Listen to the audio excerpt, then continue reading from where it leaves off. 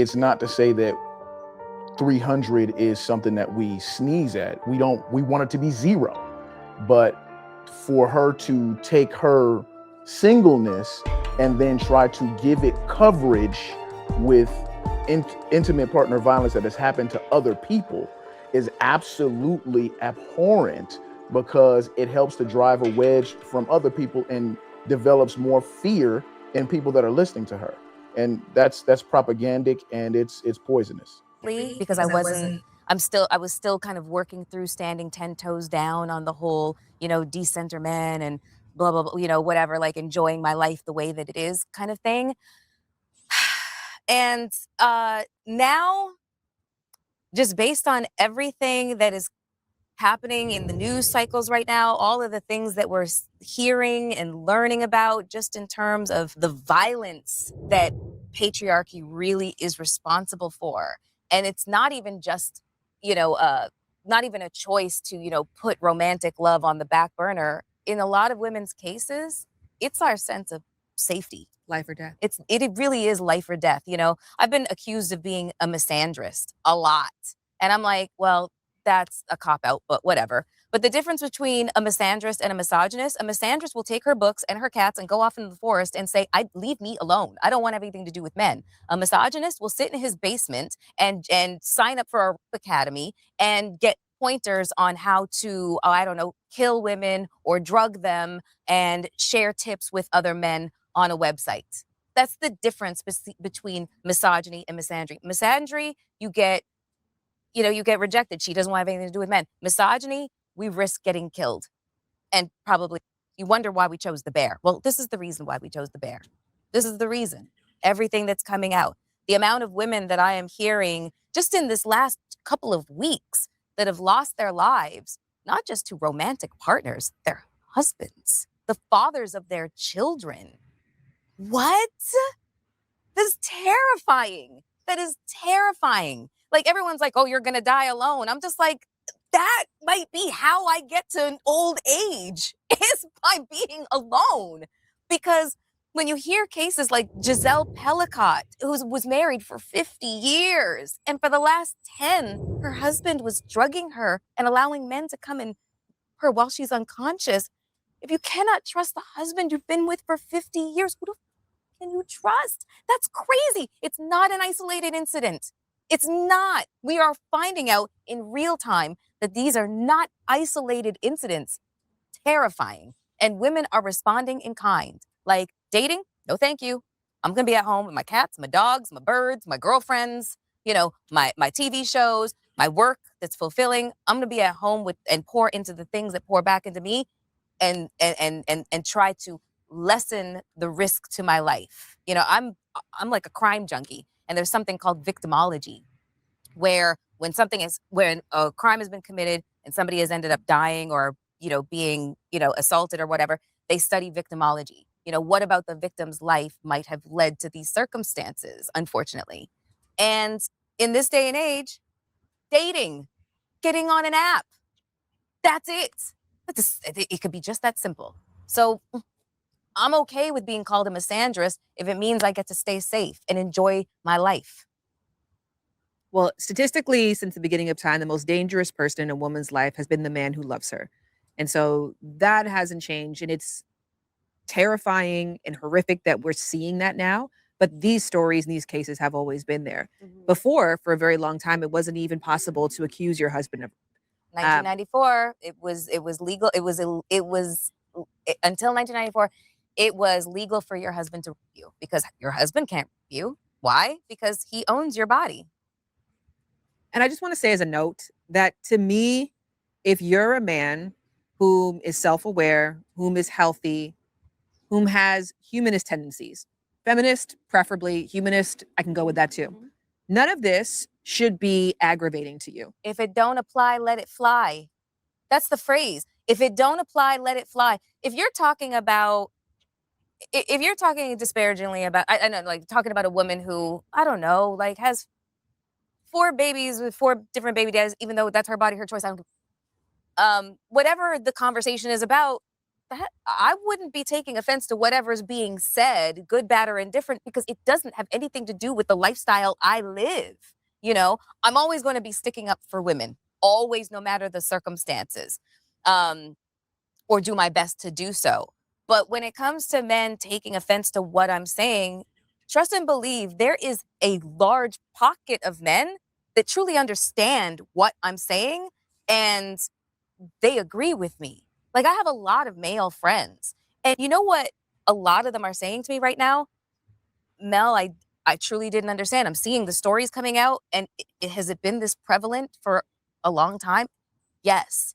And it's just like, when you're a 6'5" man, how it how easy is it to put yourself in the shoes of a 5'2", woman who weighs a buck 30, and just how hyper vigilant she has to be about her safety. It's going to be very difficult for you to try to understand, how she has to walk through the world because of how you have been able to walk through the world with that level of privilege. But a lot of my guy friends are now asking those really deep questions of, maybe I need to be educated a little bit more to understand, things from the female perspective. I thought I knew. But apparently I didn't know as much as I needed to know. I love that. I respect them for saying that so much. And I am willing to teach you. Have a seat. Have a seat. You want a snack? We're gonna be here. Said patriarchy was responsible for many of women's problems. I disagree. I don't think it's patriarchy. I think a lot of women are responsible for their problems because they just simply make the wrong choices.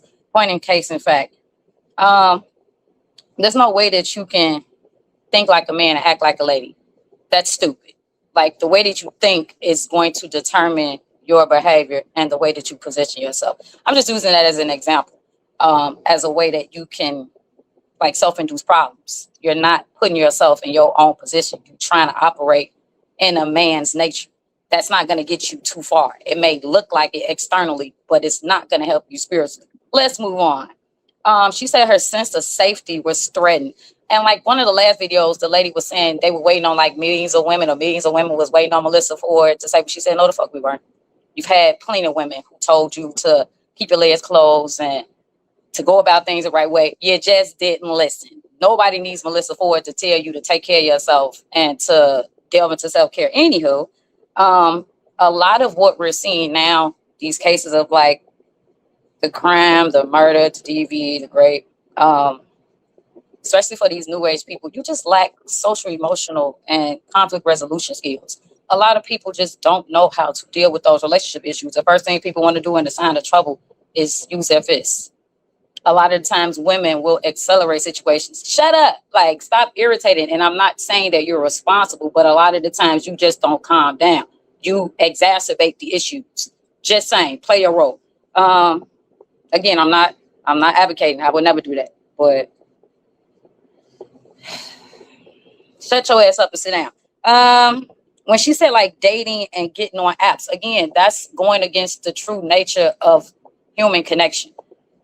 You're missing vital points of being one-on-one in somebody's face. Like this whole virtual reality of what real human connection and relationships, that's a delusion. So I wouldn't say that getting on apps is the reason why people are not experiencing great dating. People are not experiencing great dating in relationships because they have not worked on themselves and they just want things that they're not qualified to have. Next. I think for a lot of us, that whole love, honor, and obey, like I keep saying that, like that sounds great on the outside, but it's almost like I want to love, honor, and obey when I want to. It's not what the vows say. Say love, honor, and obey, but I'll leave that there. You don't want to obey, don't be a fucking wife. It's just that simple. When she said, and I'll land it here, when she said, I'm always going to support women, no matter the circumstances, that's a problem for me. Because if women are wrong, we need to hold them accountable and we need to be responsible. Listen, that's no different than a mother saying, oh, well, I'm going to stand by my baby, right, wrong, weak or strong. No, the fuck I'm not. If you do something that's not well, I will call the police and you'll go to jail. Like, it's just that simple. Hold people accountable. Be responsible. Just because we're all women, I'm not a part of a sisterhood and it's no good. Again, again, a lot of this could be resolved that we were just mature, we were responsible, and we just went about things the right way. I'll land, let somebody else get in. Absolutely not. I'm hiding my baby. We going against the world. I'm hiding my baby. Goddamn it! Right, wrong, and different. We go. I'll be the. If my baby turn out to be Dexter, I'll be Dexter Pops. I'm gonna teach him how to move in the room. As long as he not doing nothing to no kids, I'm not turning my son in for a motherfucking thing. Absolutely not. Like what? But I mean, listen, that never mind. That's too far. Damn, that was way too far. I was about to take something too far, so I know it was bad. If I think it's too far, I know it's terrible. But yeah, I'm not turning my son in for a motherfucking thing outside of diddling some kids. Like that's the outside that you got to go to jail. I'm sorry, there's no but you think I'm finna turn my son into this Caucasian police system as a no. I'm having a hard time thinking of what he could do to make me want to turn him in. M. White, you good at scenarios? The only scenario that exists is messing with kids. That's it. That's what I thought. That's the only one. Or a rapist. If he out here raping people too, I guess like you got a mask when he running around raping people. Yeah. I mean, I might let the nigga know where he was. I'm just not like I'm not gonna be like he here right now. I'm sorry, kids. But damn, yeah. Because he could be out here, he could be on body number 736. And yeah, no, I ain't turning me on that. Yeah, y'all gotta do your fucking job. Sorry. I'm not gonna do it for you. Yeah. Really like sexual assault. If he out here, even if he out here raping men, just like if you just preying on people to assault them sexually, then I'll turn your ass. So if your son do anybody got anything on what she actually said? I think it's again is dangerous and it's recruitment. Of course, it's extremely sensitive when it comes to talking about violence and unaliving. And I notice sometimes whenever we have conversations about it, it can turn into a point of trying to defend group image, and it may make it come off as insensitive. But we absolutely have reverence for those that have lost their lives due to that. But it is okay for us to say that is a highly unlikely thing for men. As far as intimate partner homicide, it's like for Black men, it's like 300 cases out of 17.2 million men. So it's not to say that 300 is something that we sneeze at. We want it to be zero. But for her to take her singleness and then try to give it coverage with intimate partner violence that has happened to other people is absolutely abhorrent, because it helps to drive a wedge from other people and develops more fear in people that are listening to her. And that's propagandic, and it's poisonous. Yeah, I wasn't even going to acknowledge that bullshit, because the small subset of men who even want to fuck an old woman who looks like that while she's drugged is so small, and then the chances of men doing that to it's just like they want to make this infinitesimally small subset of men seem like it's the majority of men, but that's what these wash bitches do. Like they have to, otherwise they can't support the bullshit they're saying.